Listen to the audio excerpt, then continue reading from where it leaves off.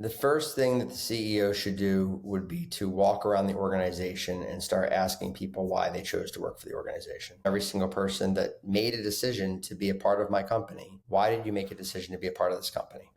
Outside of just you needed a job, you needed a paycheck, you could have gotten a job or a paycheck working anywhere. Why here? Why did you choose to work here? And I would ask everyone in my organization that question, because inevitably it will remind you of the purpose of your organization. And more importantly, it'll remind you of your why behind why you started it, to reactivate the purpose. Your purpose is innate in how you were created. It's in your DNA. It's part of who you are. Each of us have been given a specific set of gifts, talents, abilities, skill sets, personalities that make up who we are. So those things can't be taken away. You can develop them and get better at them, but they can't be removed. You can refine them, you can improve them, but they can't be lost. They're already in you. However, your why, your motivation, your mindset to actually do those things can very much be lost. All right, welcome to another episode of The Freedom Experience. I'm your host, John Moncrief. My guest today is Davin Salvagno. I'm really excited to have him on the show. He's a best-selling author, keynote speaker, and one of the most powerful voices on purpose and leadership today. Davin founded the Purpose Summit, and they've just come off a super successful event in Charlotte, North Carolina. He's also just released Thieves of Purpose, which is a book that explores the 12 mindsets that are quietly stealing your full potential. So I first heard Davin speak at Small Giant Summit in Detroit, and I remember being really moved by his story, the honesty, the clarity, and the way that he reframed what purpose means. And I knew right then that I had to get him on the show. So in this conversation, we unpack why purpose isn't something that you find, that it's something that we remember. Like, we all have a purpose. In fact, we have many of them. I have a purpose as a father, as a business owner, as a partner, as a podcast host. But sometimes it feels like that purpose kind of evaporates or isn't there. And what's actually missing is our sense of why, the motivation to step into what we already know matters. So Davin and I talk about how we lose that why and how we get it back, and how we align and the relation between why and purpose. And that they're not the same thing, but how they connect.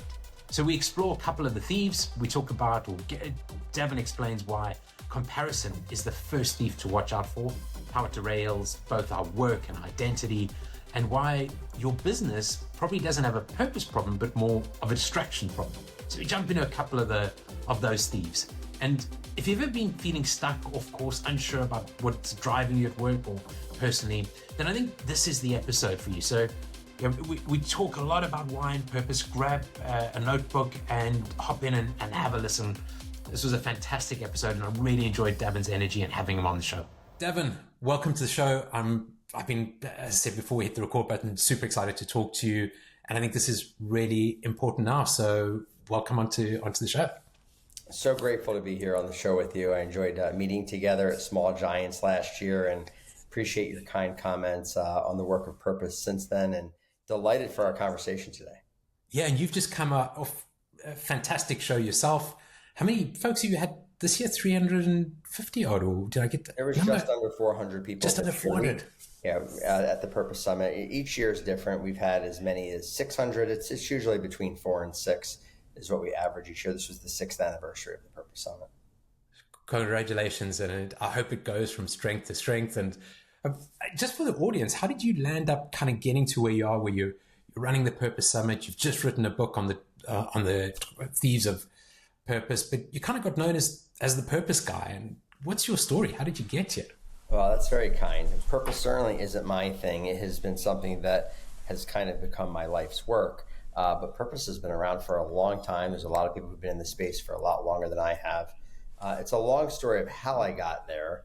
But to summarize, I went to school to be a teacher. That's what I wanted to be. I wanted to be a teacher. I was fascinating with learning. And one of the things that I liked to do is not learn to acquire knowledge, but learn to share knowledge. And so, I became an avid reader and just genuinely took interest in other people and their thoughts, their behaviors, all those things.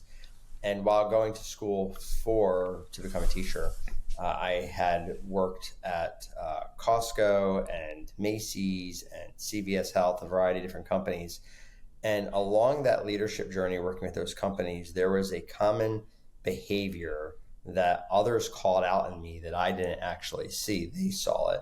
And it was this unique ability to really be present with people, understand, who they are, why they do what they do, what their gifts, talents, abilities, and skill sets are, how they use those on a daily basis in their work, which ones they're not using in their work, and which ones could they pull into their work.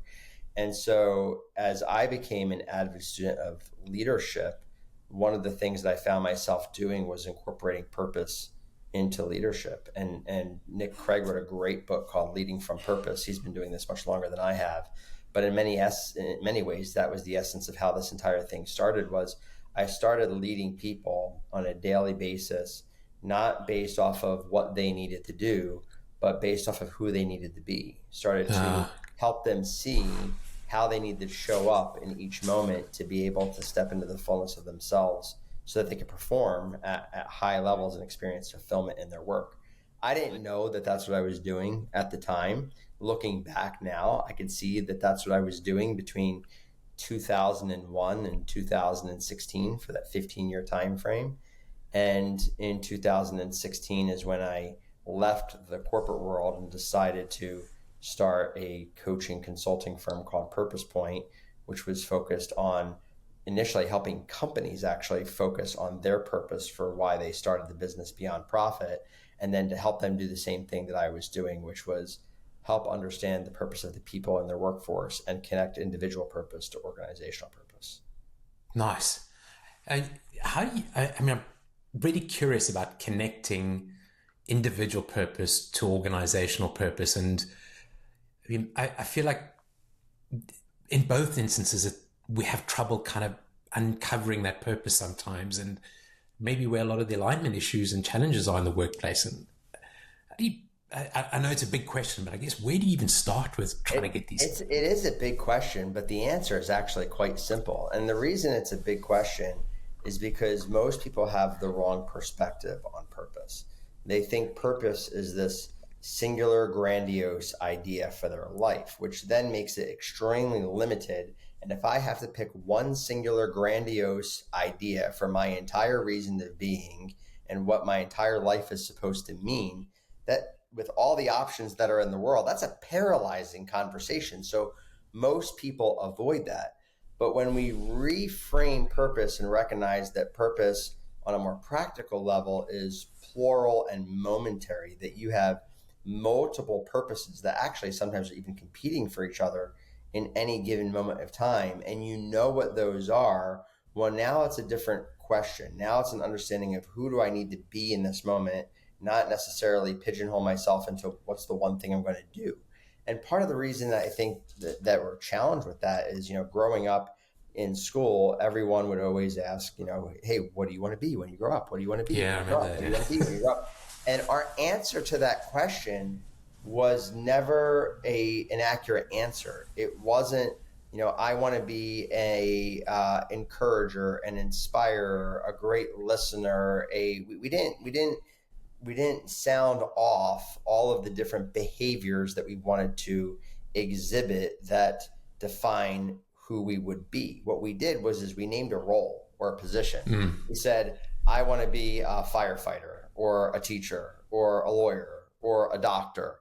And so we equated this question of who do you want to be to really with what do you want to do. And so now there's this misperception of purpose is really what you do, and it's not. Purpose is who you are. So we need to step back and we need to separate purpose from the actual job title or role itself. And instead we need to ask ourselves and take inventory of what is it that we are uniquely good at? What are our gifts, talents, abilities, and skill sets? And that's question one. Question two then is, what are the needs that are around me? So in my home, there are needs. In my community, there are needs. And in my workplace, there are needs. On my team, if I'm on a team, there are needs.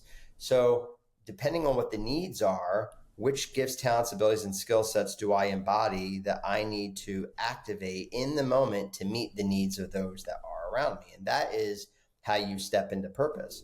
Once you reframe purpose that way, it all of a sudden becomes a lot more manageable to understand how you're supposed to show up at home, how you're supposed to show up at work, how you're supposed to show up in whatever room that you're in, because you're acutely aware of who you are, the value that you add, and the needs that are around you and how you meet those needs by stepping into who you need to be into the moment. So that's the individual piece. Yeah. The organizational piece is not much different. Often we look at organizational purpose, and so many times it gets convoluted as some, conscious capitalism or, corporate social responsibility initiative or something like that. When realistically, if you look at the purpose of every organization, there's a story behind every organization. At some point in time, they saw a problem in the world that they wanted to solve, or there was a gap in the world that they wanted to step into, and they developed a product, a service. They developed something that met a need. So they used what they were great at to meet a need. It's the same exact conversation. And they invite people then to join them in this purpose. They start putting processes into place. They start measuring performance. They start turning a profit. And all too often, they start focusing more on the process, performance, and profit. They forget the founding purpose, and they forget they invited people to be a part of it. So the way that you connect individual and organizational purpose is really asking the same set of questions. On an individual level, what is it that you're great at? What are the needs that we have around you that you can step into? As an organization, what is it that we're great at? What are the needs in humanity or whatever that we're stepping into? And how can you use whatever gifts, talents, and abilities you have to help us step into those needs? I love it. That actually really simplifies it. And I think I'm probably going to go into one of your thieves here, but going back to the story about we go to school, we look around us, and we're pushed to what do we be when we grow up? And we see some of the folks around us who know that they want to be a doctor, and they've probably got a higher purpose, which is helping people to get well or better, or looking after or caring for people. And they sort of go down that path, that journey in their lives. And I guess we compare ourselves to them and think, what's going on here? Why can't I find my purpose? And if I remember rightly, I think that's one of the thieves that you talk about in the book, is this idea of comparison. And we keep comparing ourselves to other people. And I suppose in the organizations, we do the same thing, where we're looking at our peers and the organizations around us and keep comparing ourselves. And that's a thief stealing away our purpose. That's exactly right. That's exactly right. Comparison is actually chapter 1 of Thieves of Purpose. And the reason I made it chapter 1 is because it's probably the most prevalent thief. It's something that we all do. Every single one of us is constantly comparing ourselves to someone or something else. The challenge is that we're not comparing ourselves with equal measure. We're not comparing ourselves in the way that is healthy. We're comparing ourselves in a way that is unhealthy and unrealistic, to be truthful. What I mean by that is often, especially in the world of social media, we compare our accomplishments to the accomplishments of others without knowing their story or journey, and placing ourselves either in the same set of circumstances or on the same timeline. In fact, great example. One of our favorite comedians that my wife Amy and I like to watch is Nate Bargatze. And he seemingly has become a phenom overnight. He's selling out arenas everywhere. But I just saw a post yesterday that showed Nate Bargatze in 2013 and Nate Bargatze in 2025. And in 2013, Nate Bargatze was a struggling father and husband that was playing at any club that would give him a microphone. No one knew who he was. And it took him 12 years to be selling out arenas. But what happens is we look at, someone's success, and we don't take into account the 12-year journey that it took him to get there and what they needed to overcome in order for that to happen. And that story is all too common. You can read story after story of people who've achieved some level of success, and then you take a look at the journey that it took to get there, and then all of a sudden it humbles us a little bit and it makes it more relatable. You shared earlier when we were starting, before we hit record, that you appreciated how I shared my vulnerable story at Small Giants Community Summit last year. And I debated on whether I should share it. And then everyone thanked me for sharing it because it suddenly made me more relatable. So when we look at comparison, there's two ways that you can end up comparing yourself. You can either compare yourself up and start looking at what others have accomplished, what they have that you don't, the life that they're living versus the life that you should be living. And what happens is you experience envy. And envy is actually what robs us of our joy, not comparison itself. One of my favorite quotes used to be, comparison is the thief of joy, but that's not true. Envy is the thief of joy. Because if you compare yourself the other way, if you start comparing yourself to where you've been and you look at the journey that you've been on and how far you've come, all of a sudden you experience gratitude. If you look at what maybe you actually have, the blessings that you have in your life that other people don't, you experience gratitude, and gratitude that can then lead to joy. And that level of comparison is healthy, because often what will happen is when we start pinning envy and gratitude up against each other, first of all, gratitude wins every time over envy, but it also resets our values and it tells us what's important to us. And when we get to that place, we actually can experience an invitation to step into purpose. What happens is when we start looking at those things, we start taking inventory of the things that we deeply care about, the problems that we see in the world, the things people are struggling with. We start asking, how can we help? So when you experience a healthy level of comparison, it can actually be an invitation for you to step into your purpose by taking an inventory of the needs that are around you. Yeah, I think being able to look back at where you've come from and connect those dots as you kind of look back is so important. But I imagine that without having a sense of purpose to pull you along, you can kind of just land up in a bit of a rut with, again, whether you're a business or an individual, you just sort of get stuck there. And I think that's probably why your book is so important at the moment, that we know what those thieves are and we're conscious of what those thieves are in stealing purpose away from us. That's true, right? And the thing is purpose doesn't necessarily pull you. Purpose grounds you, but it's not directional. Let me explain what I mean by that. There's been a lot of convolution between the words purpose and why, right? Simon Sinek wrote Start With Why, and there's a lot of people that equate those two words. They are two very different words. Purpose is your reason for being. Your why is your reason for doing. It's your motivation that actually activates your purpose. I can be very clear about what my purpose is. I've got multiple purposes. I've got a purpose as a husband, as a father, as a speaker, as an author, as a musician. I've got multiple gifts, talents, and abilities and skill sets that I can activate at any moment and use at any moment to meet the needs of those around me. But I'm a human being just like everybody else. There are some days that, quite frankly, maybe I just don't feel like it. Maybe I'm not motivated. Maybe I'm stuck in my head with a whole bunch of different challenges and struggles, and the thieves are attacking me. I shared when I wrote the book that, hey, I have identified these 12 thieves, but I still struggle with all 12 of them the same way that you do. My goal in writing the book was to help you identify when they show up and how to confront them based off of my research and experiences.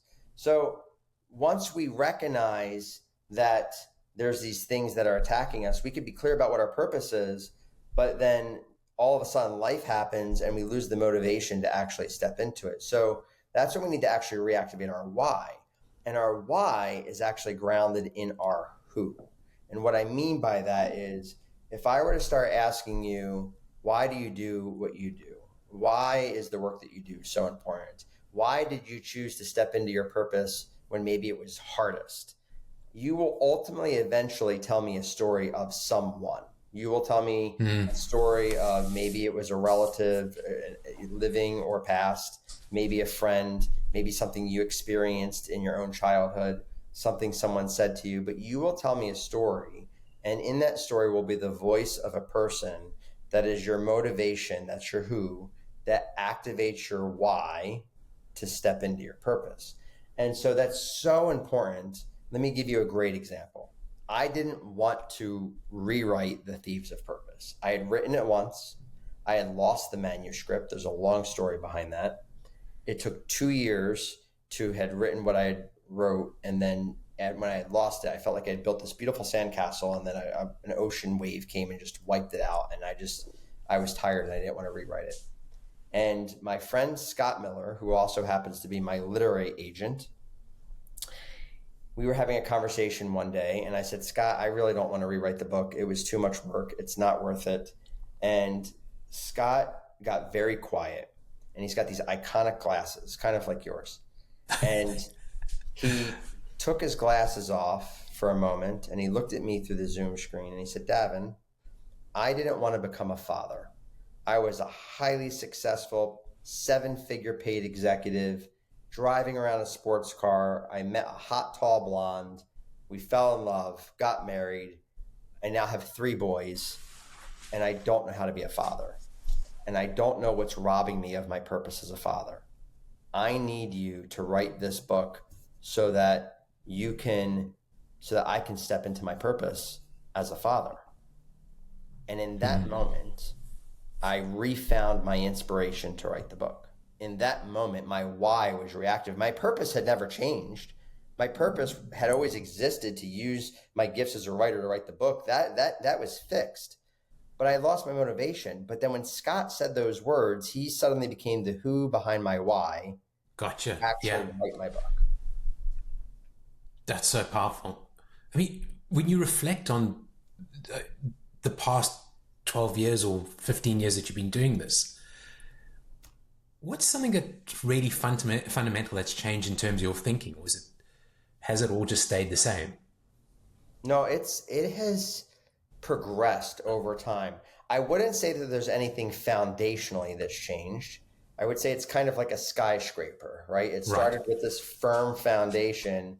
And then, when I started this work, it was a 3-story building. And then maybe it was a 5-story building, and then a 10-story building. And so, it's just been kind of adding on layers since, with each, book that I have read along this journey, with each talk that I've given, with each conversation that I've had, there's been this long journey of self-discovery that continues to add new insight to the conversation. There are some fundamental truths that haven't changed from the very beginning, such as purpose being your reason for being and why being your reason for doing, purpose being plural and momentarily and not singular and grandiose. Those have always been fundamental to the identity of purpose, and even the elements of purpose, which again, I didn't come up with. There's a concept called Ikigai, which has been around for a long time, that talks about purpose being a combination of what you're great at, what the world needs, what you love to do, and what you get paid to do. What I did with that diagram was I just prioritized those 4 elements. Most people look at purpose and they say, how do I get paid to do what I love to do? Everyone wants to get paid to do what they love to do. That's stepping into your purpose. Find your purpose, do what you love to do, and all will be good. That's right. That's not the starting point of purpose. That's a qualifier of purpose, but it's not the starting point. The starting point is the other 2 circles. It's taking an inventory of what you're great at, and then asking, where are there needs around me where I can use what I'm great at to meet the needs of others.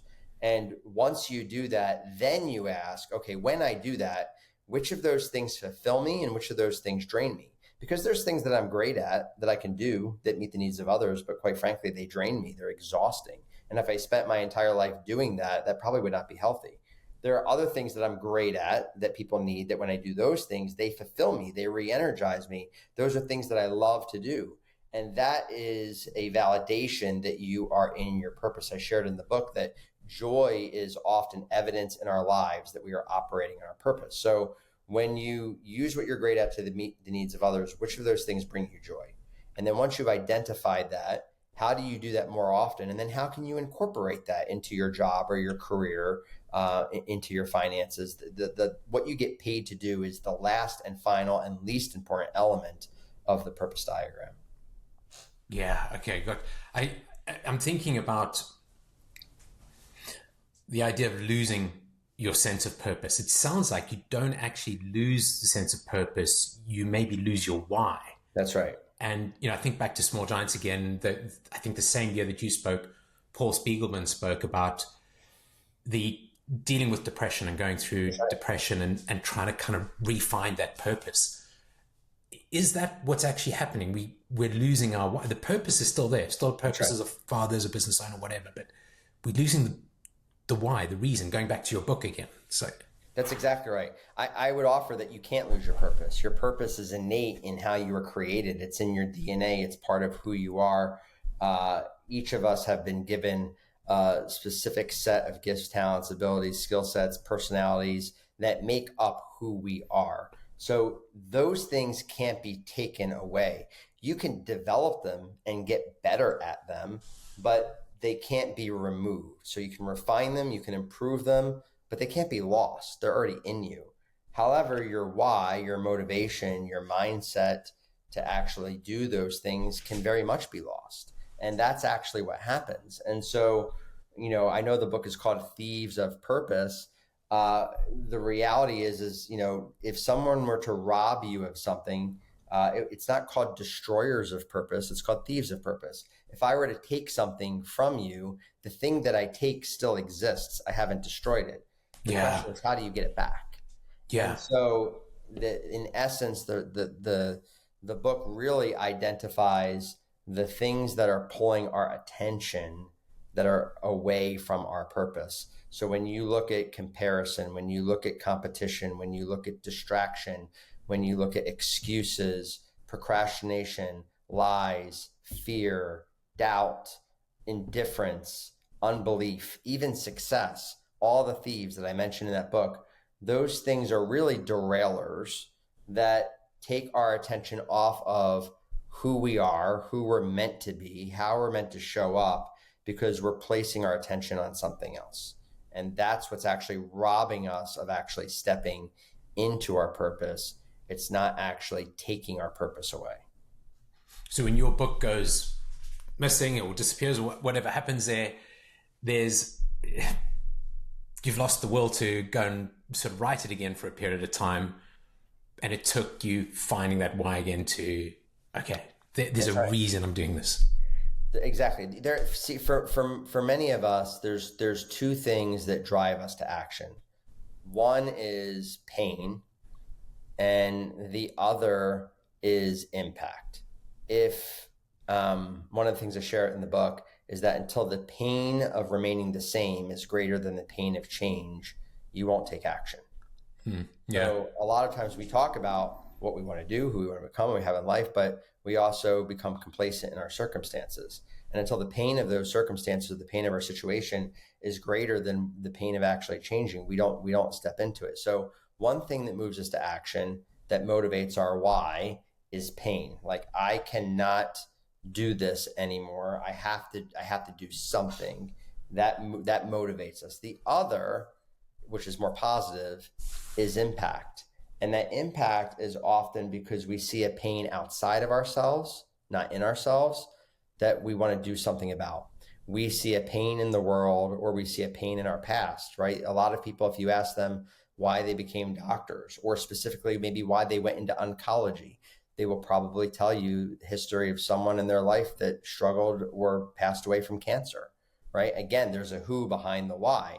And so what happens is they see a pain in the world they want to do something about, in this case, cure cancer. And so then they become a doctor and oncologist because they want to make an impact. So either it's pain in ourselves that moves us to action, or it's pain outside of ourselves that we want to do something about. So we want to make an impact. And those are the two things that motivate our why. And then our purpose is just how we step into that. Something that I've been curious about as well is whether, and I've been listening to your podcast, whether faith-based businesses are better at this than so the average run-of-the-mill businesses.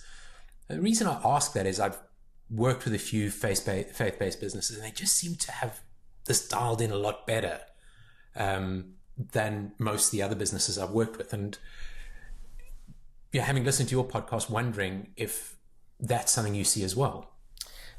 I don't know if they're better at it, but I will say that they're more grounded. And what I mean by that, so since we talked about faith-based, there's a great parable about seeds and the soil and the things that they fall on. And the parable talks about how, when seeds fall from a tree, it fell on concrete and it got scorched by the sun. And then another seed fell, and it fell, in the thicket of weeds, and the weeds choked it out. And then another seed fell, and it fell, in the soil, and the soil was fertile and it grew. And so what I would say is that faith-based businesses tend to be that fertile soil. So it's not that they do it better, but I do think that the soil is more fertile for the conversation. And the reason why is because most faith-based business owners or leaders recognize their business isn't just a business, it's also a calling, it's a ministry. Impact is ingrained in the identity of why it exists. And so, purpose is a fundamental element of the business's existence. It doesn't mean that they're not focused on profit or making money. It's just that they are equally, if not more, focused on its purpose and impact.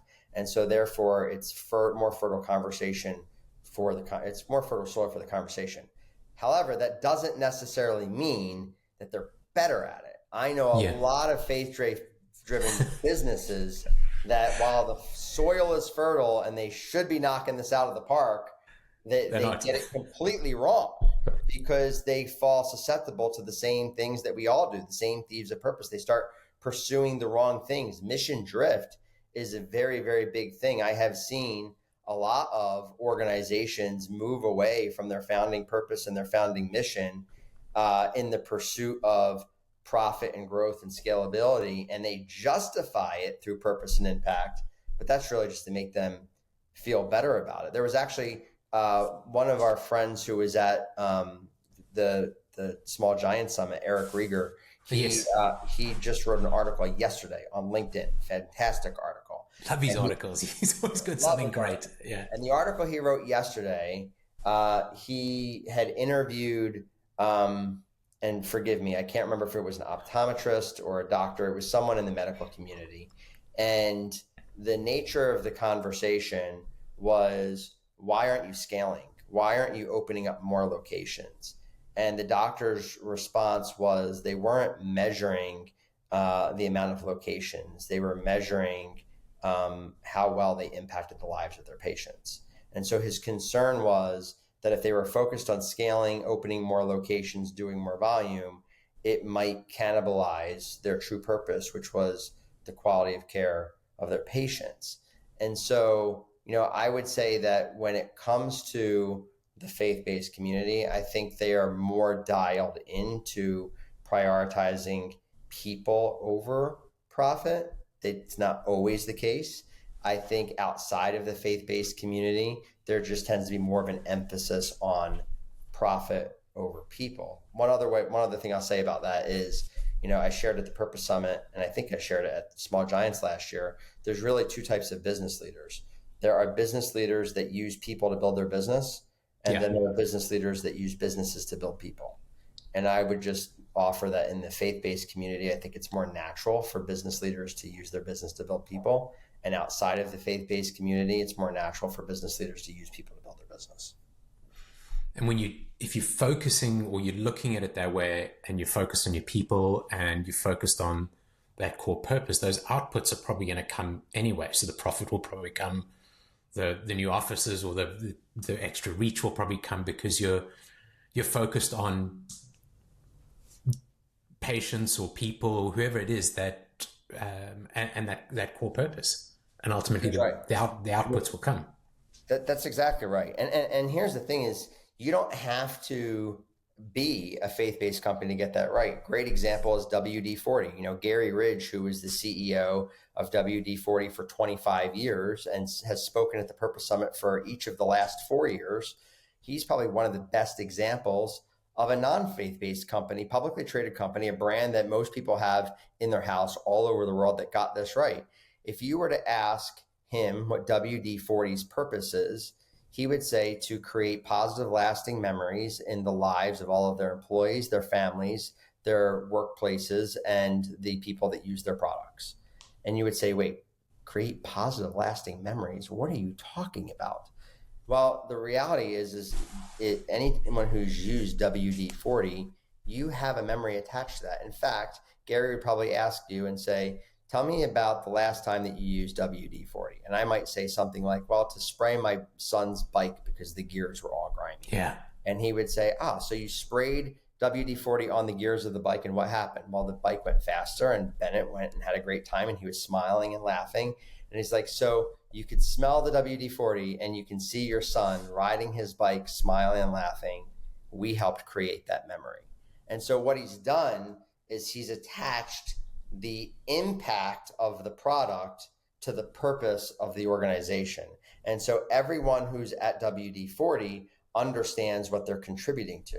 As a result of that, because they're not just focused on making oil in a can, how many cans they produce, how many deals they have, how many factories they have across the world, everyone is fully aligned on, by working at WD Company 40, I am helping create memories in the lives of all those that use this product. Something so simple, but so powerful. Their business results, if you look year after year, double-digit growth in even some of the worst economic times, and an employee retention rate of 96% in manufacturing, which is unheard of, to have that level of engagement and retention in manufacturing. So when you do focus on purpose, and you do focus on people, and you do focus on impact, and you do a little bit of storytelling to connect the thread, and people understand how their individual purpose connects with the organization's purpose, they show up every day with the sense of impact, they perform at a higher level, they're more engaged, you experience less turnover. As a result of all of those different things, production goes up, productivity goes up, commitment goes up, culture improves, profit improves. It becomes this massive upward spiral. But it requires you to play the long game to experience the fruit of that labor. And all too often, so many companies are focused on just making their next quarterly earnings. And so they're short-sighted. They make decisions out of fear rather than out of purpose. One thing that Gary will tell you is that in his 25 years as CEO of WD-40, they never laid off a single employee, not one. In 25 years, through some of the worst economic downturns. And they've seen economic downturns. 2008, 2001, never laid off an employee. Now, that doesn't mean that they didn't manage out poor performers. They did. But they never laid off someone that they wanted to keep because of a downturn in quarterly earnings or profit, because Gary knew that if they did that, it would send shockwaves through the organization of fear and insecurity and a disconnection to the purpose for which people came. It would become a massive distraction. And he knew that, we might have we might take a loss this quarter, we might take a loss next quarter, but we're going to rebound a lot faster than everybody else because we are not creating uncertainty. And it paid off in dividends, quite literally, year after year after year. I mean, when you talked about that first thing, when you mentioned WD-40, first thing that came to mind was my grandfather, and sort of being a young kid and him using WD-40 and it always being around. And straight away, those memories come back. And you're right. It's like you mentioned it. I could feel the sort of hair stand up on my arms and the memories flood back. I mean, just to what you're talking about now, with we're going through difficult times, uncertain times at the moment. And I bet a lot of businesses are looking at this and, do we focus on profit? Is this purpose stuff something that we should be focusing on? I'm curious about what your response to that is at the moment. I would offer that it's the most important time that you need to. In fact, one of the great stories that was shared at the Purpose Summit this year was from Broad River Retail. And Broad River Retail is a furniture company that owns 32 Ashley home stores in the United States. And I think they're actually buying some more territory and knocking on the door of 40 different locations up and down the East Coast. Their two partners, who are the CEO and COO of the company, they were on a panel discussion with myself and Nick Craig, who wrote Leading from Purpose. And Nick has done this work with Unilever and Ben & Jerry's and Heineken and big companies all over the world. And we had this very, very discussion about, what do you do in uncertain times when you're trying to you're in survival mode? Every penny counts, every dollar counts. Do you really have time to spend on this purpose and people stuff? And Charlie and Manny from Broad River Retail shared that that's actually when it's most important. And they told a story about how in 2015, all of their assets were in special assets with the bank, which basically means that they were on the verge of bankruptcy. Every penny counted. The bank was holding all of their assets hostage. Any day they could wake up and say, we're seizing your assets, you're out, sorry, we're taking everything. Game over. And they had a decision to make. They said, well, we can either double down on our purpose, or we can start laying a whole bunch of people off, start going into damage control, and just hope that there's something left to salvage at the end. They doubled down on purpose.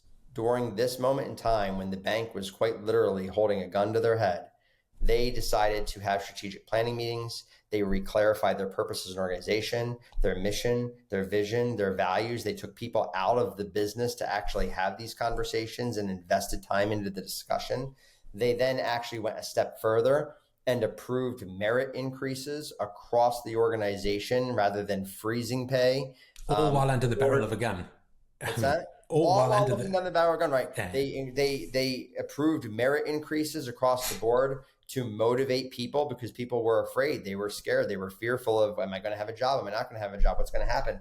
So they recreated a sense of purpose, a sense of belief, and a sense of certainty in the organization. And almost overnight, what happened is, because this was so uncommon that they did this, their entire organization, all of their employees rallied around the company. They showed up and gave more of themselves than they ever gave before. Their performance levels were, and their attitudes were at an all-time high. They started to sell more furniture than they ever did before. Culture improved overnight, and they emerged within a year and a half out of special assets.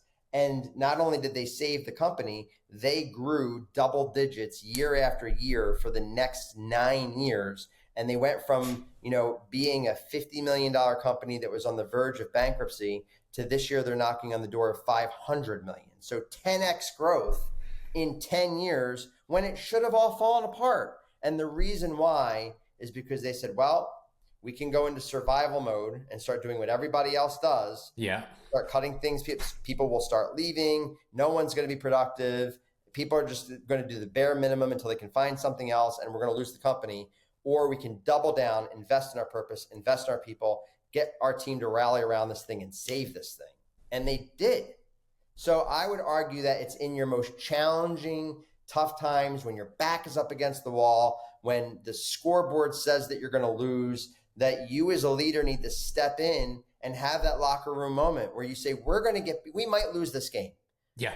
But we are going to go out swinging. We are going to step in and double down on our purpose, our mission, our vision, our values. We're not going to compromise those things.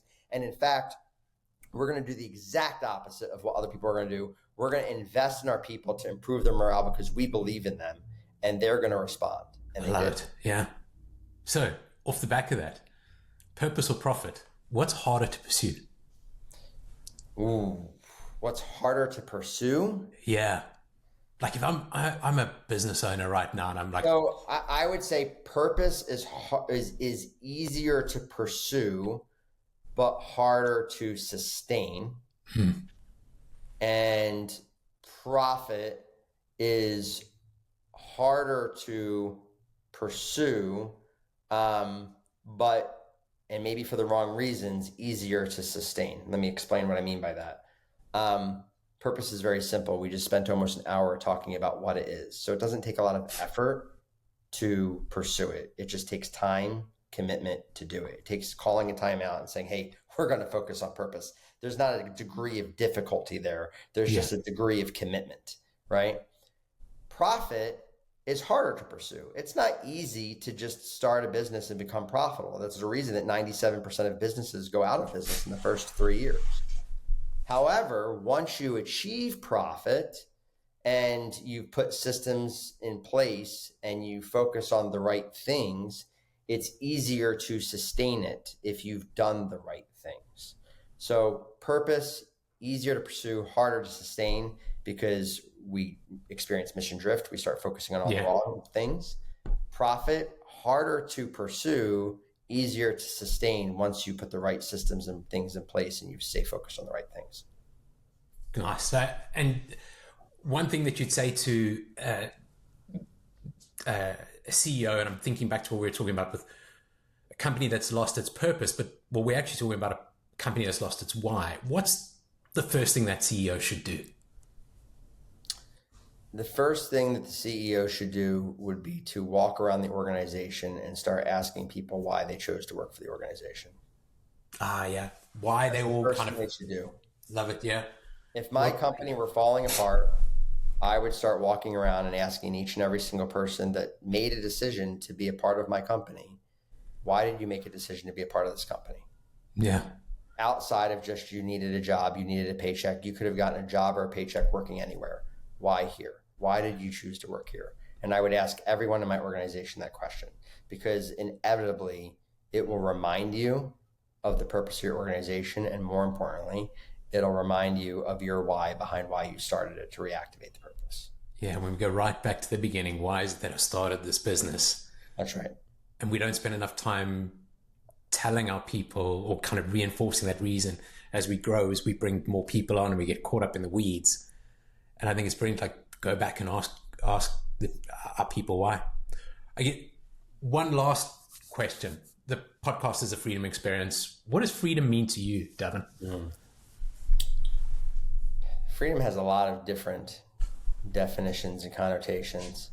For me personally, freedom is not being held captive by anything or anyone. And a lot of times we can be held captive by ourselves. We can be held captive by our circumstances. We could be held captive by false mindsets like the Thieves of Purpose. And so once we've understood that circumstances don't define us, that choices do, that we can choose to not be held captive by anything or anyone, that gives us a whole level of freedom that most people rarely experience. I think often of a story, of this kid who, he was standing up and the mom said, sit down. And he goes, no, I will not sit down. And the kid's standing up and the mom says, sit down. And the kid says, no, I will not sit down. And the mom says, sit down. And he says, I will not sit down. And the mom takes him by the shoulders and sits him on the couch. And she says, you're sitting now. And he says, I am, but on the inside, I'm still standing up.